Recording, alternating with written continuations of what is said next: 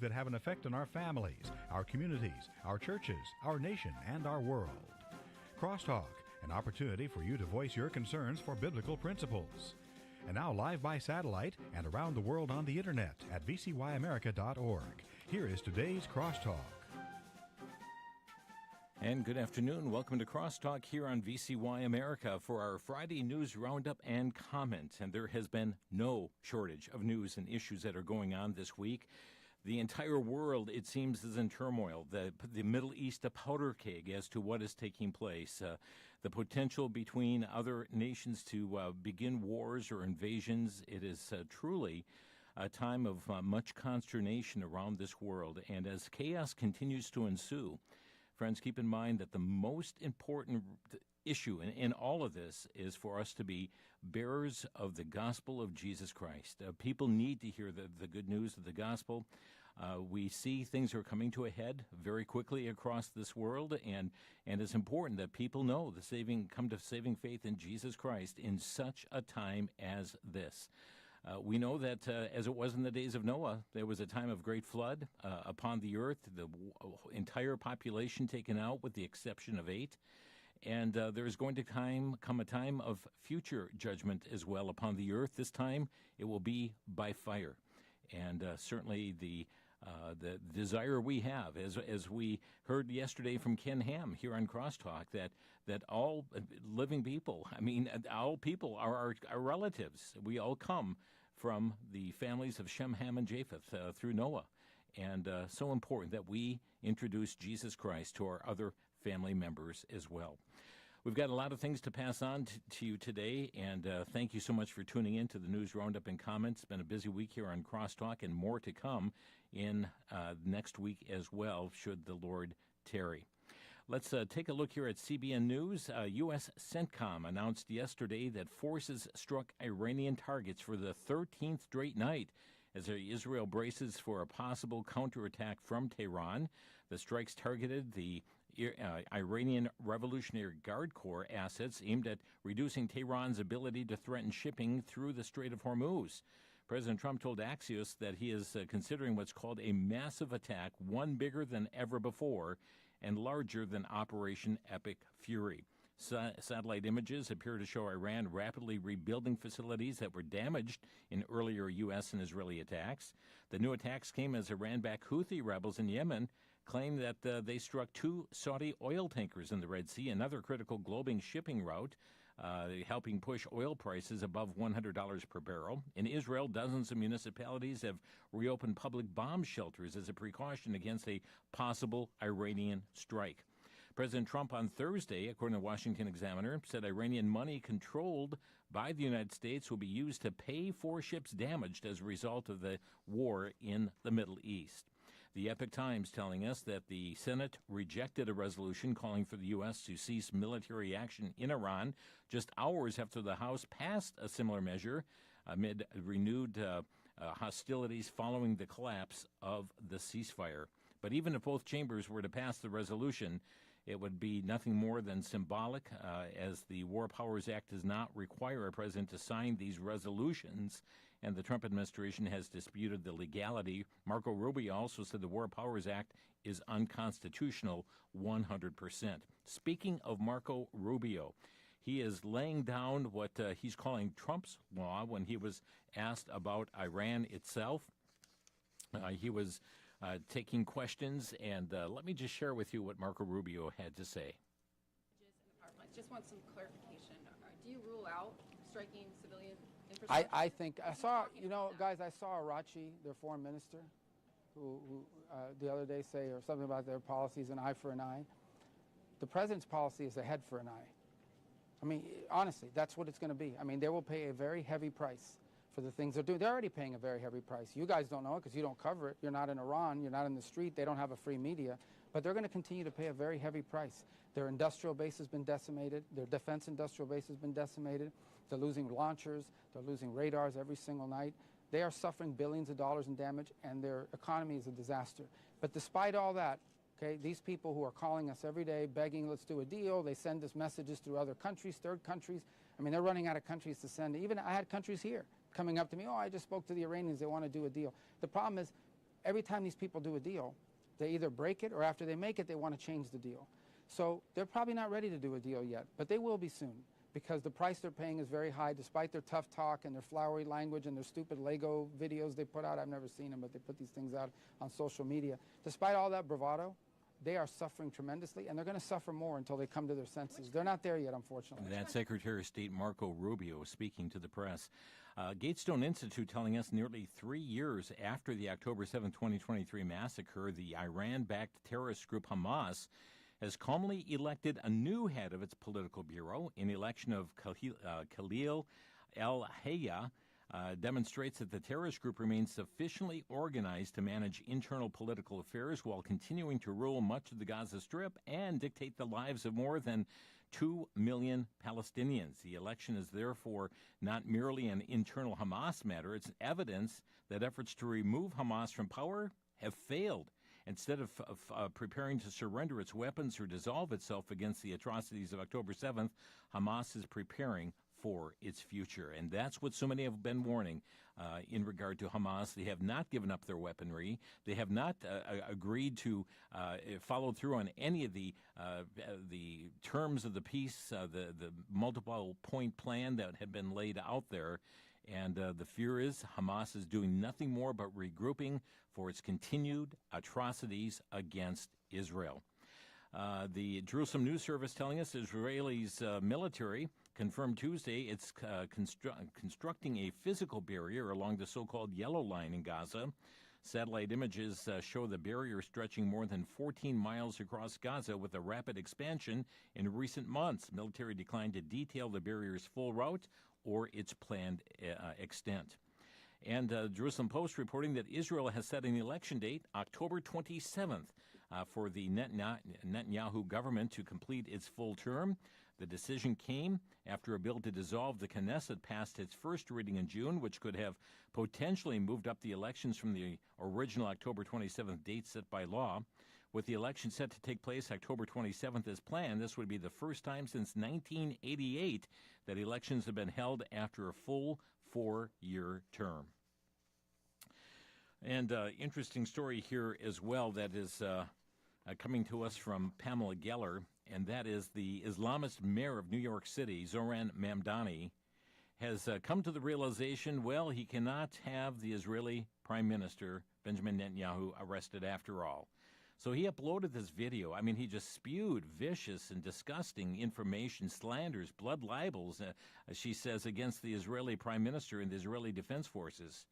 Well, Danny Danon is Israel's ambassador to the United Nations, representing Israel there, and he responded in this way. Mayor Mamdani threatened that he will arrest our Prime Minister when he will come to address the UN General Assembly. I believe that Prime Minister Netanyahu belongs in The Hague. We are looking at all of our legal obligations, and one of them is with regards to the United Nations. It is a lie. We all know that. The mayor has no jurisdiction. The U.S. is not part of the ICC. So we expect Prime Minister not only to come to New York, but also to address the General Assembly and to defend our nation. If someone should be arrested, it's you, Mayor Mamdani, because you support anti-Semites. It is you that give coverage to terrorists, and it is you that actually sent his representative to meet with the Iranian ambassador to the UN. That is shameful. That was Danny Danon, who is the Israeli UN ambassador, and sharp words for New York City's mayor. For Newsmax is reporting in a show of support for President Trump's Middle East strategy, Bulgaria's parliament voted Wednesday to allow the U.S. military to use the country's Besmer air base to support American operations against Iran, despite directing warnings from Tehran that the move would make Bulgaria an accomplice to U.S. military action. The measure passed overwhelmingly 136-13 with 2 abstentions. Breitbart reporting that the oil-producing nations of the Persian Gulf are stepping up their efforts to divert shipping away from the Strait of Hormuz, where Iran has been launching terror strikes in civilian vessels. The AP noted on Thursday that at least 7 major pipeline projects are under construction in the planning stage or being discussed as possibilities. Their goal to build and expand pipeline networks that would allow countries like Saudi Arabia, the United Arab Emirates, and Iraq to bypass the traditional seaborne route. Let's see, also, the New York Post telling us Iran repeatedly and reportedly has rejected a new ceasefire deal yesterday that was presented by Iraq's prime minister on behalf of President Trump. The terms of the rejected truce are unclear, but Iranian officials described it as the only offer on the table and a temporary deal that did not resolve the question of who would control the Strait of Hormuz. The Post-Millennial reporting that President Trump paid his respects Wednesday to fallen U.S. service members during a dignified transfer at Dover Air Base in Delaware. The president honored the lives of 4 service members as they were returned to their families at the Air Force Base. The president stood by, saluted the caskets draped in American flags as they were escorted off the airplane during the transfer. He was joined by Secretary of War Pete Hegseth, the chairman of the Joint Chiefs of Staff, General Dan Kane, Republican Senator Tom Tillis, and Democratic Senator Chris Coons. The Epoch Times telling us that the United States and Saudi Arabia signed an agreement on July 22nd that will allow the Gulf Kingdom to develop a civilian nuclear program on its soil. The U.S. Department of Energy said in a statement. There are many concerned of this, by the way. The agreement would also allow for uranium enrichment in Saudi Arabia. What happens when the leadership of Saudi Arabia changes? It's called the 123 Agreement, signed by the U.S. Secretary of Energy, Chris Wright, and the Saudi counterpart, Prince Abdulaziz bin Salman. And together, they say these two agreements lay the legal foundation for a decades-long, multi-billion-dollar partnership that advances several priority economic and strategic objectives, including nuclear non-proliferation, the statement says. 30-year agreement will give American companies a key role in developing Saudi Arabia's nuclear infrastructure. And the Washington Times says, though any nuclear deal between the U.S. and Saudi Arabia, it's going to be contingent upon Saudi normalizing relations with Israel and prohibit the production of atomic weapons until they sign that Abraham Accords. Daily Caller telling us that Nicaraguan President Daniel Ortega has declared in a speech last Sunday that all future elections in his country would be suspended. Ortega, who remains unrecognized by the U.S., canceled all future election plans in the country, strengthening his nearly 30-year grip on government. In a speech raging against the U.S., Ortega said, quote, "There won't be any more elections here for them to try to seize the government and seize power." Ortega declared, "Never, never, never." From Slay News, the Trump administration highlighting more than $1 billion in United Nations budget cuts secured over the past 6 months. The savings stem from 2 major agreements approved by UN member states, including a reduction in the unelected organization's peacekeeping budget and a separate cut to its regular operating budget. Administrative officials say the agreements represent the largest spending reduction in the history of the United Nations. You're listening to a News Roundup Friday on Crosstalk, and we'll be back in 1 minute with more stories here on the VCY American Network.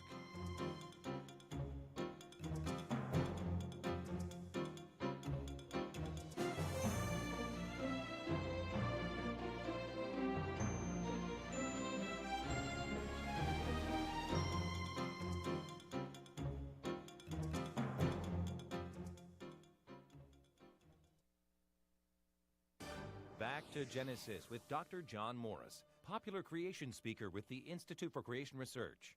Dr. Morris, does the camel store its water in its hump? No, Chris, the camel does not store water in its hump, but it uses that hump to store fat from which it draws energy when it goes for long stretches without food or water. Actually, there are many specific design characteristics about a camel. It has extra long eyelashes to protect its eyes from wind in the desert. It has the ability to close up its nostrils to protect its lungs, and wide pads on its feet, which make walking on sand easier. Its thick coat of hair protects it from extreme temperatures. It has lots of physiological abilities which are moderated when it has to go without water. The camel has played a very important role in human history. In many ways, it's an obnoxious creature, but it's a marvel of God's design. He created all land animals on day 6 of Creation Week, back in Genesis. This is Chris O'Brien. Thanks for going back to Genesis.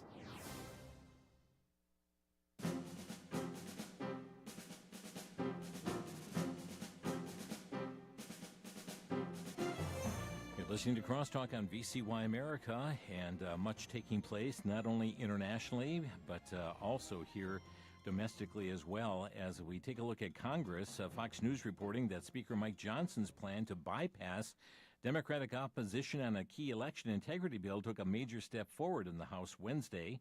A major victory for Johnson, who had to overcome a wall of left-wing opposition and threats of rebellion even within the GOP ranks. House Republicans are working to move the Safeguarding American Voter Eligibility, or the Save America Act, part of a larger $95 billion budget bill that, if successful, would completely sideline Democrats to implement election reforms sought by President Donald Trump. All but three of the House Republican Conference supported the measure. Representatives Thomas Massey, Warren Davidson, and Kevin Kiley had voted against it. It was passed 216 to 214. Its fate is totally uncertain in the Senate once again. That's the Senate Majority Leader John Thune. JNS.org, the U.S. House passed the 2027 National Defense Authorization Act Wednesday.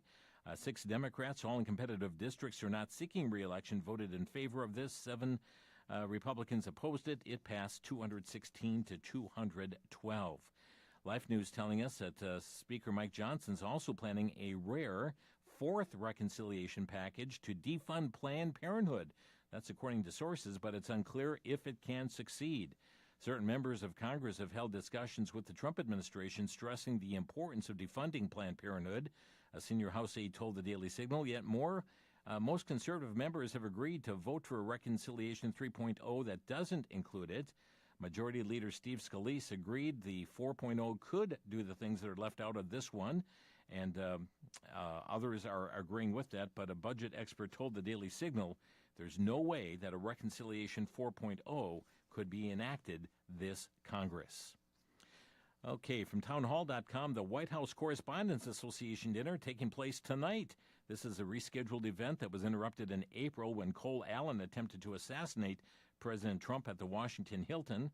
This Friday's dinner is held at the Waldorf Astoria Hotel.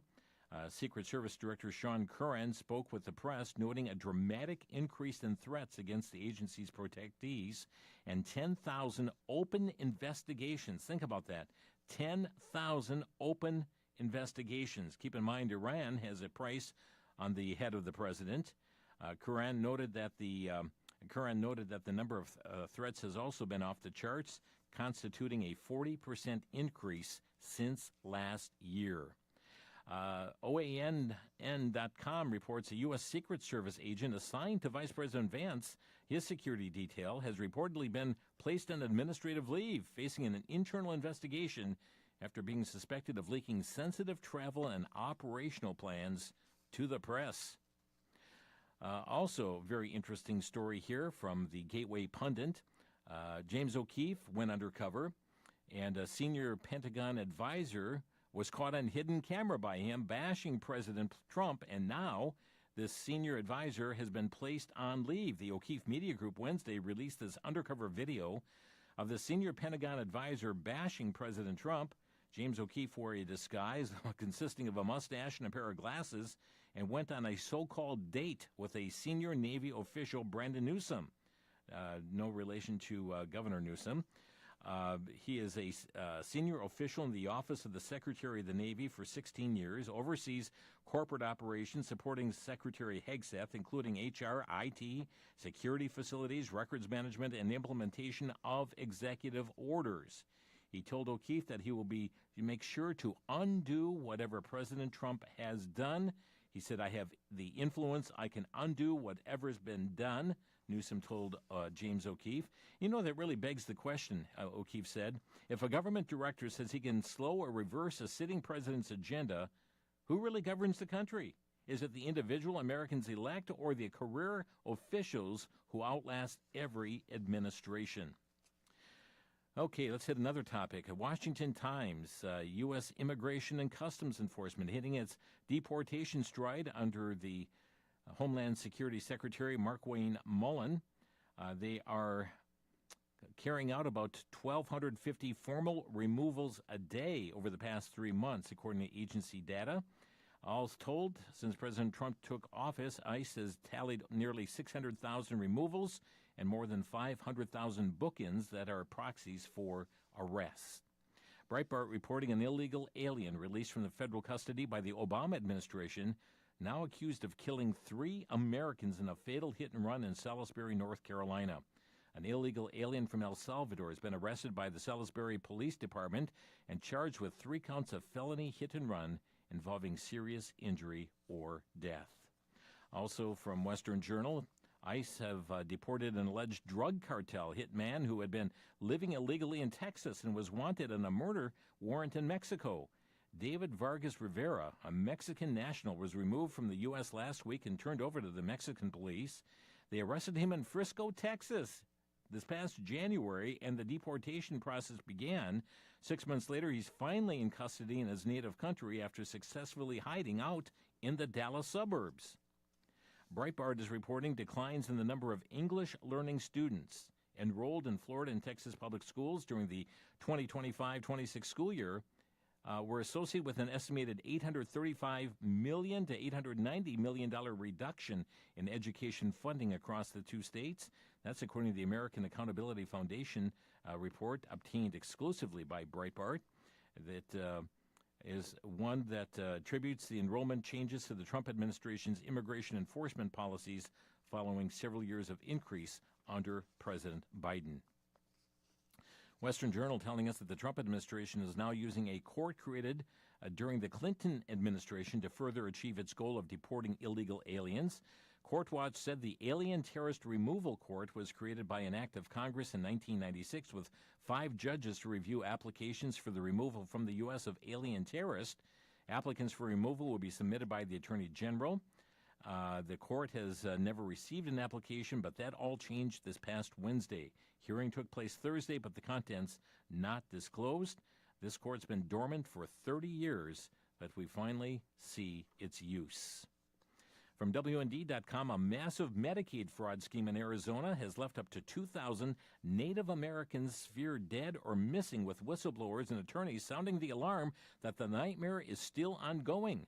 New whistleblower allegations claim vulnerable Native Americans were allegedly lured into white vans with promises of treatment, then hit with fentanyl, methamphetamine, alcohol, and other drugs before being imprisoned inside fake behavioral health homes where operators allegedly billed Medicaid for months of fraudulent treatment. Arizona officials have previously estimated the fraud exceeded $2.5 to $2.8 billion, while the latest whistleblower allegations contend the broader network may have generated up to $12 billion in fraudulent Medicaid claims over time. By the way, the FBI has just captured a Palestinian behind a $547 million health care fraud as well. And let's see, this from Breitbart, the Department of Homeland Security has levied fines worth $84 billion against 103,000 illegal migrants, says the New York Times. The project has grown rapidly since April, when the department had levied fines against at least 65,000 migrants for at least $36 billion. The fines are set at almost $1,000 per day of illegal presence. Trouble in Chicago. WND.com, Barack Obama's presidential library opened a few weeks ago amid ongoing criticism about its appearance, but also its failure to pay contractors who worked on the project. Now, one subcontractor has shut down operations because the project manager has refused to pay for work that was done on the project.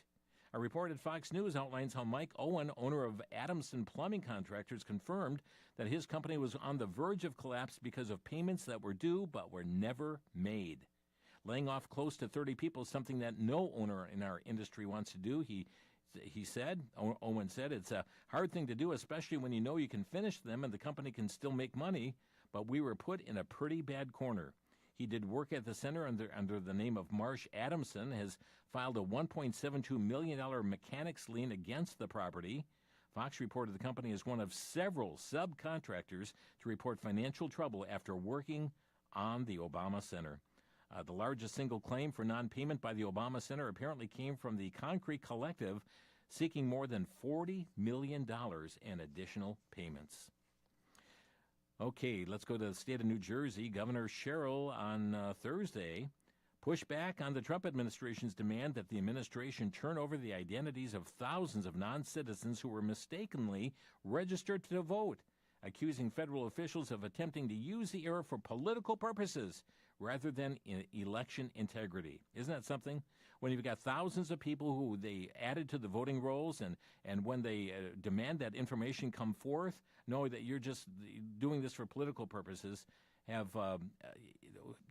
election integrity has been out the window, and that's been, the whistle has been blown on that issue.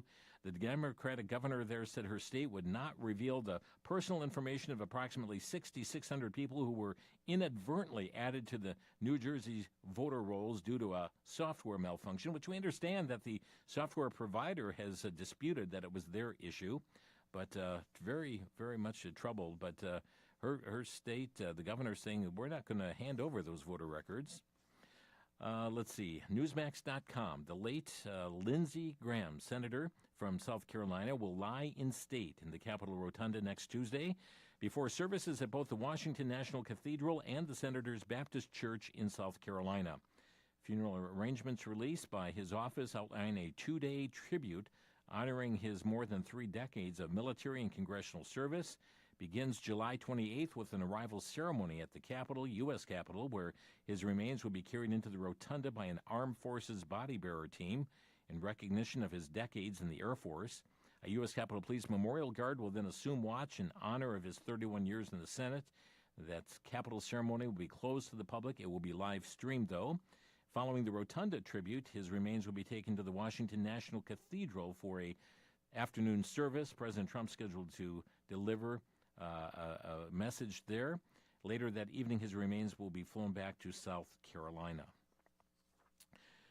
His sister, Senator Darlene Graham Norden, is confirming now that she will run in the upcoming special primary in South Carolina to replace her brother on the ballot. Many other proven conservatives also running for that seat. Let's get back to Texas. The Texas scorecard reports, despite opposition from nearby residents, McKinney city officials say they are powerless to stop a local Islamic association from building a new mosque that was previously rejected over zoning issues. City council members are set to approve the McKinney Islamic Association's applications on August 4th.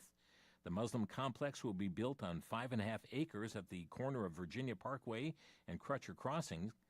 Plans include a 15,000 square foot mosque, as well as a 10,000 square foot classroom building and a 7,000 square foot multi-use facility. The Zoning Commission unanimously approved this new site for the project on July 14th. The Islamic Association had wanted to build a 40,000 square foot mosque, which would have required the property to be rezoned, but city planners rejected that proposal last July. So instead of the 40,000 foot center, they have a 15,000 foot center, a 10,000 foot center, and a 7,000 foot center. I guess that makes it 32,000 square feet. No special permit needed for that. We'll be back in 1 minute with more on our news roundup, and you're listening to Crosstalk on VCY America.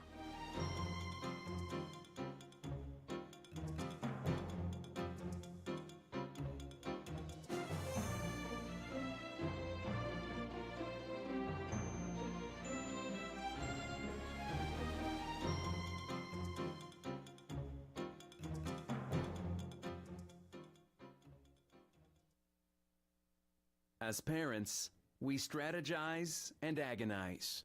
Our children bring indescribable joy, but there are also incredible challenges and sometimes heartbreak. We wish for secret formulas to raise and guide our children, but somewhere along the way we discover that what our kids need most is for God to do in their lives what only He can do. In the book, The 1 Year Praying Through the Bible for Your Kids is designed to provide you with a daily dose of parenting perspective and hope. Day by day, you'll find yourself worrying less and praying more as your dreams and desire for your children is shaped by the Scriptures. This book guides you to let go of fear and expect God to work as you pray for your children. The 1 Year Praying Through the Bible for Your Kids. Available for a donation of $20 when you call VCY America. 1-800-729-9829.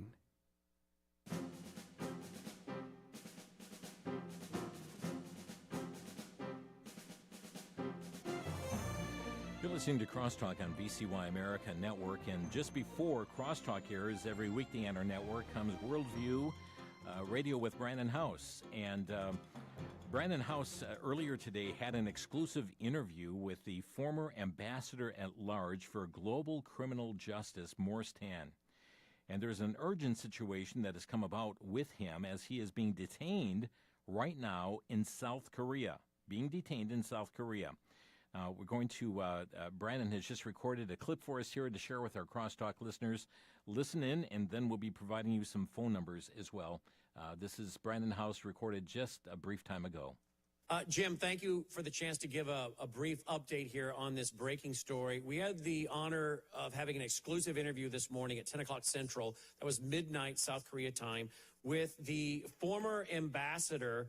His actually title was Ambassador at Large, Office of Global Criminal Justice for Trump Administration #1. His name is Morris H. Tan. He was the dean of the law school at Liberty University. He is a strong, committed Christian. He went over there in June to observe the election because of things he said in America about the communist leaders that have taken over South Korea and thrown what was the president of South Korea into prison with a life sentence. Because of what he said in America, once he got there, they would not let him leave. He told us in this exclusive interview today that he has been indicted. He could be arrested at any point. This South Korea government is now loaded up with communists. Many of them are in line with Kim Jong-un in North Korea. And there is a color revolution, a communist takeover going on in South Korea. But we need to get this man, who is a very committed Christian, we need to get him home. So we need to be praying for him, Morris Tan, but we also need to be calling the White House and asking them respectfully and kindly to please intervene and get him home. If we end up going and grabbing the president of Venezuela and bringing him to the U.S., can we not go get our guy in South Korea and bring him home? We need to bring Mr. Morris Tan home. So we are urging people to pray, alert your prayer teams, and to call the White House, 202-456-1414, 202-456-1414 is the switchboard, or the comment line, 202-456-1111, 202-456-1111. Jim, thank you for letting us come on Crosstalk today. And let's pray for Mr. Morris Tan. Let's bring him home. Thank you, Brandon, for this report here. And again, this recorded just minutes ago, friends, and the breaking news today. And Brandon spoke with the former ambassador at large just earlier this morning, could be arrested at any time because of comments he made criticizing what? Communism? And as a result, facing potential arrest and seeking for calls to go to President Trump. To ask him, bring him home. I guess they could even appoint him as an acting ambassador yet under the Trump administration 47, just as he was under Trump administration 45. But again, the name is Morris Tan, ambassador at large. He was from the Office of Global Criminal Justice. You can reach out to the White House. I'll give you those two numbers again if you miss them.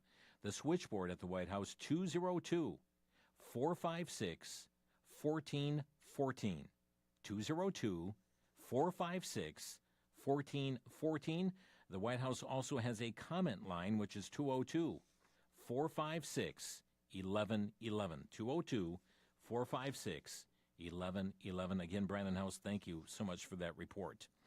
As we were talking about this growth of Islam taking place across our nation, Jihad Watch is reporting as many as 1 million may support al-Qaeda and ISIS. 2 million Muslims in America support Hamas, and 1 million may support al-Qaeda and also ISIS.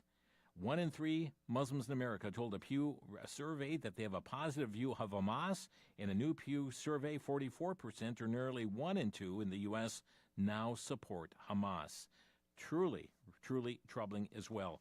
And here out of Jihad Watch, 2 men were stabbed in an unprovoked rampage on the Upper West Side near Central Park Thursday afternoon. This is New York, with investigators probing whether the attack was a hate crime. Well, friends, witnesses say that the suspect was yelling Allah Akbar. And now they're trying to say, is this some kind of a hate crime? Knife-wielding man allegedly jumped up at the first victim, a 57-year-old Asian man. Second victim, 50 years old, wearing a yarmulke, was attacked as he was leaving synagogue. Wondering if this is a hate crime as the words Allahu Akbar are being yelled.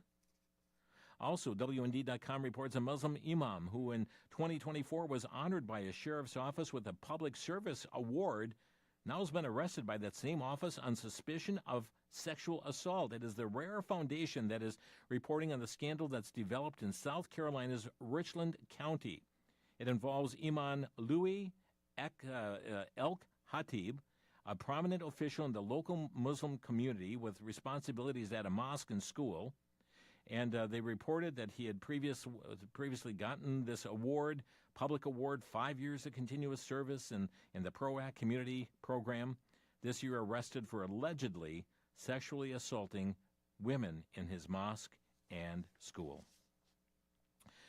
Also, Tuesday afternoon of this week, townhall.com has the story, Madison police, and that's Madison, Wisconsin, confronted a man who was reportedly trying to break into vehicles. That suspect fled the scene but was later encountered by police again.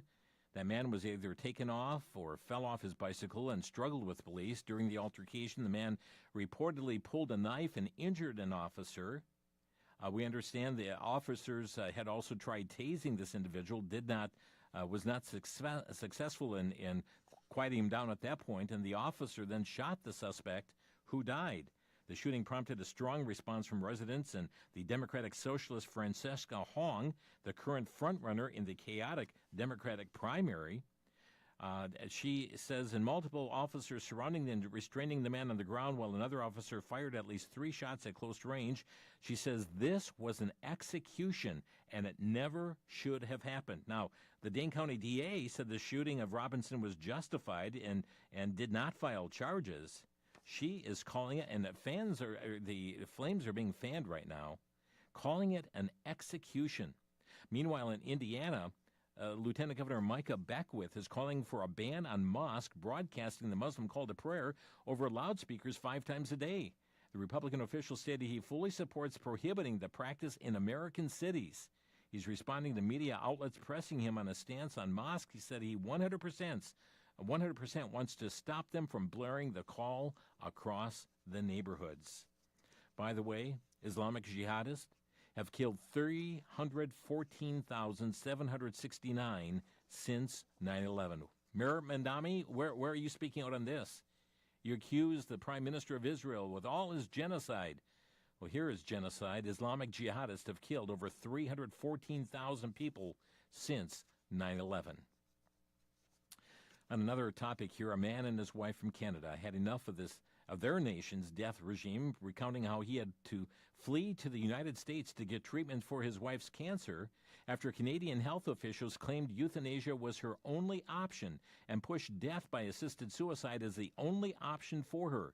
In the now viral video, Donovan James said he had to get treatment for his wife's stage 4 ovarian cancer. Going south of the border was the only option, adding, "They tried to kill my wife. Not going to treat her for ovarian cancer. Instead, friends, they would take her life." And that's what's happening in nations like Canada and the Netherlands and Belgium that are pushing so-called death with dignity. There is a story I do want to be sure. I've got so much here today, enough for a couple days again of news roundups. Thank you, Sandy, for so many different stories that you have provided for us here. But I just want you to hear some of the matters that are taking place in a culture that has just run amok. And we're seeing that on so many different fronts. And I have an audio clip here I'd like to play as we see a meltdown take place. A meltdown of a trans college student. Now, I understand this happened earlier, but it's just gone viral of recent. And I want you to hear just how far we have gone, the outrage that is happening. A person who is so deceived, a biological male, identifying as a female, and as he is encountered by I believe it's a resource officer in regard to some of his conduct. Oh, I shouldn't have said that word, his, because that's what really set him off. Listen in. Stop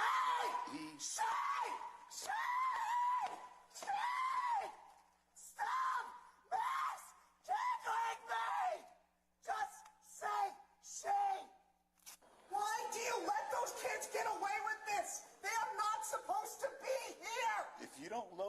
voice, I am going to put handcuffs on you, and I'm going to take you to a Baker Act facility. You lower your voice. Try it. Are you threatening me? You're threatening me. Can we get another unit to deal with Jay Lee here? He is having a breakdown. Say! Just say the right pronoun! What'd you say? 7351. Get down on the ground right now. No! You're about to get sprayed. No, just Get down on the ground right now. Leave me alone! I can come in there. Leave me alone, please! Okay, are you going to calm down? I'm getting my phone out. I have to film this. I want to No, it's too late now. It's too late now. He's going to be taken away. Shay! Stop. Let's take him. I just want to get away from him. He needs Shay! Shay! Stop mass tickling me! Just say Shay! My, oh my. Josh, can you please just tell them to use the right pronouns? Listen to that. Just tell him to use the right pronoun. Just becoming unglued as a resource officer calling on the radio asking for additional help, saying he's having a breakdown. She, stop misgendering me. Well, friends, product of what's happening so much in our educational system today, the Daily Signal reporting that the American Federation of Teachers, a union that bankrolls Democrat candidates and left-leaning causes, has endorsed gender-affirming care this past Sunday, despite growing concerns about the negative effects of experimental transgender medical interventions. Just look what's happening to this person.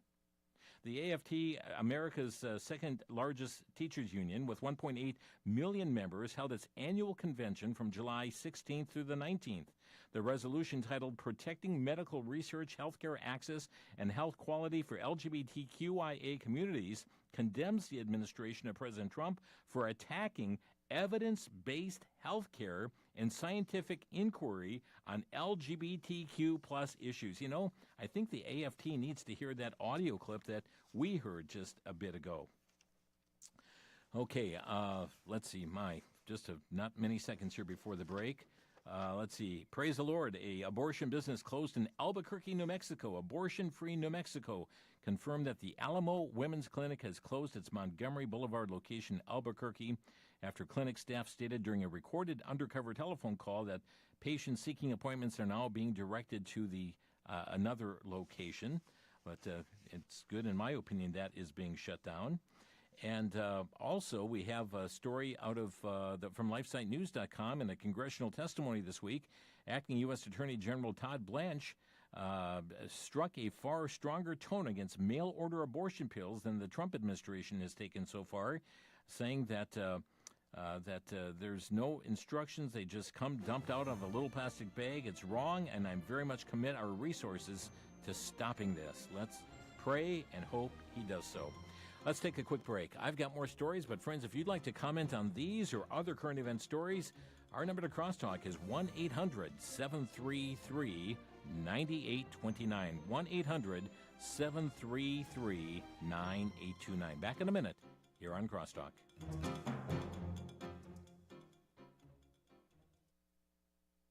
For the Worldview Report, I'm Brandon House. Our website's worldviewtube.com. The book of Revelation, chapter 18, describes Babylon as the center of global commerce. Well, guess what, folks? The Prime Minister of Iraq was just in the Oval Office last week, and on Friday, the Iraqi government, they signed agreements worth $60 billion. This comes from American corporations. And guess what they're going to do, folks?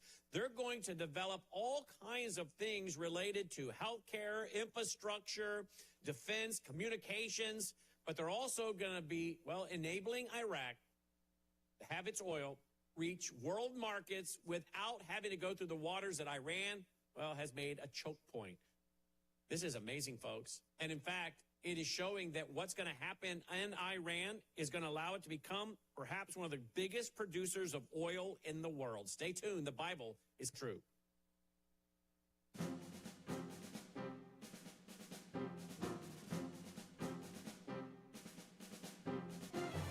And friends, just a reminder, if you want those phone numbers again to intercede on behalf of Morris Tan, former U.S. diplomat, also served as the U.S. ambassador at large for global criminal justice during the first Trump administration.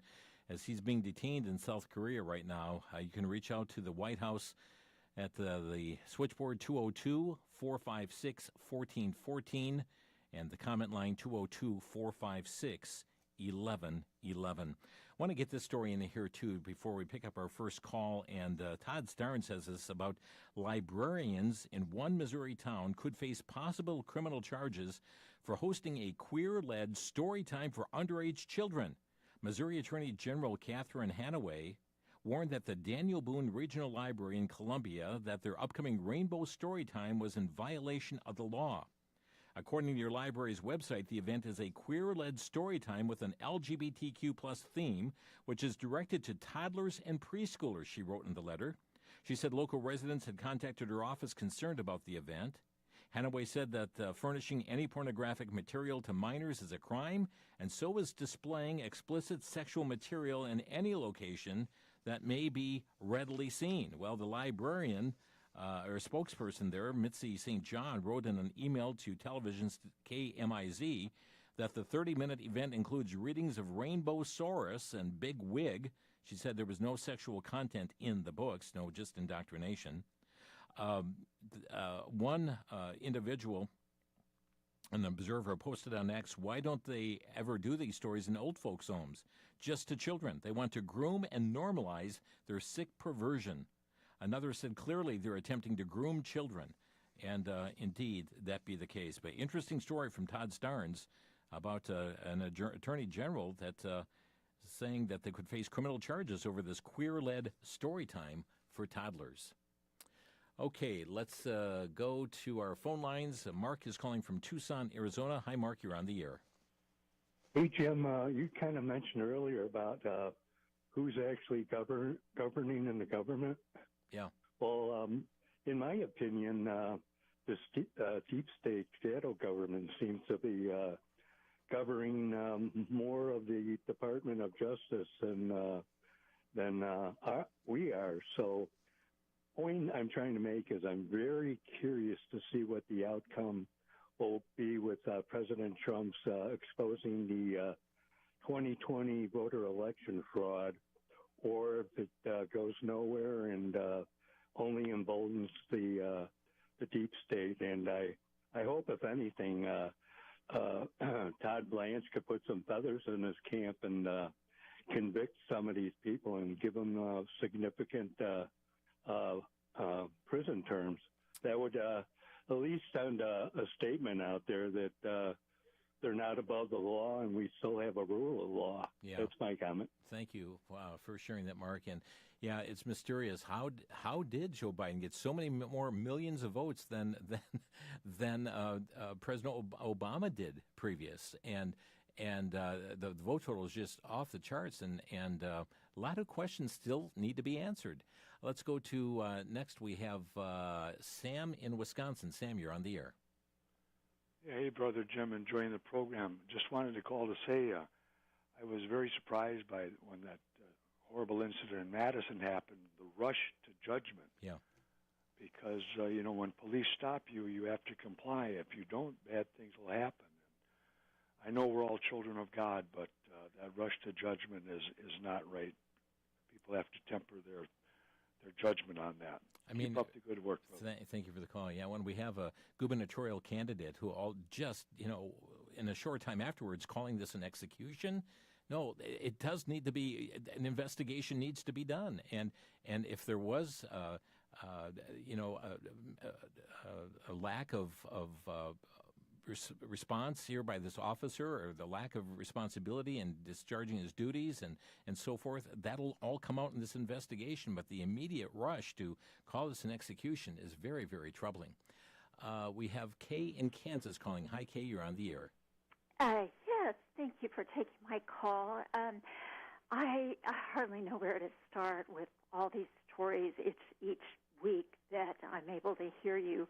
But I will say this, that I do agree with what Martin Luther said, that the Turks were the rod of God's wrath on nations, and but our focus as Christians needs to be solution-oriented, tied to God's Word. God's people are His soldiers, His change agents, but I fear that some of God's soldiers, if not most in this nation, are just AWOL. And, maybe, I don't know if God's thinking of, divine type of court-martial here with judgment, but God's people are to be His change agents. We are salt and light. Yes. Salt is wisdom or prudence. I'm sorry, that word is in Greek is prudence, wisdom in action. Light is spiritual and moral light. And so we're to be those things. Zephaniah, if I may read a quick verse, very quickly. Zephaniah 2:3 says, "Seek ye the Lord, all ye meek of the earth." And this is written to Gentile nations, which we are. And he's talking about meek towards God. Yeah. Okay, I'm going to have to stop there because we're down to less than a minute here and have others waiting as well here to talk. Thank you so much for your comments today. Kim is calling next from Arizona, and Kim, you're on the air. Yes. Good day. Have a great weekend. Bless the Lord, O my soul. Forget not His benefits. He crowns you with loving kindness. He renews your youth. We pray for our great leaders, the Commander-in-Chief, his lovely bride, the family, all the ministries, especially for the radio stations, for having the privilege and right to be able to communicate with each other. Thank you. And we are out of time, Kim. Thank you so very much. Your prayers are so much appreciated. And Scripture reminds us to pray for those who are in authority, that we might lead a quiet and peaceable life in all godliness and honesty. And friends, no lack of things to be committing to the Lord in prayer. Again, you can reach out to the White House, 202-456-1414, on behalf of Morris Tan, being detained, we understand, in South Korea. Friends, our time is gone. Troubling stories here this week on Crosstalk, and the stacks of things we didn't get to, but God's in control. Let's keep our trust in Him. Today's Friday. The Lord's Day is coming. Trust you'll be in a Bible-believing, Bible-teaching local church. Thanks for listening. You've been listening to Crosstalk via satellite and the internet from VCY America. Views expressed may or may not be those of this station. For a CD of today's program, send a donation of $6 or more to VCY Tape Ministry, 3434 West Kilbourne Avenue, Milwaukee, Wisconsin, 53208, or download by RSS or podcast from crosstalkamerica.com. And join us again for Crosstalk.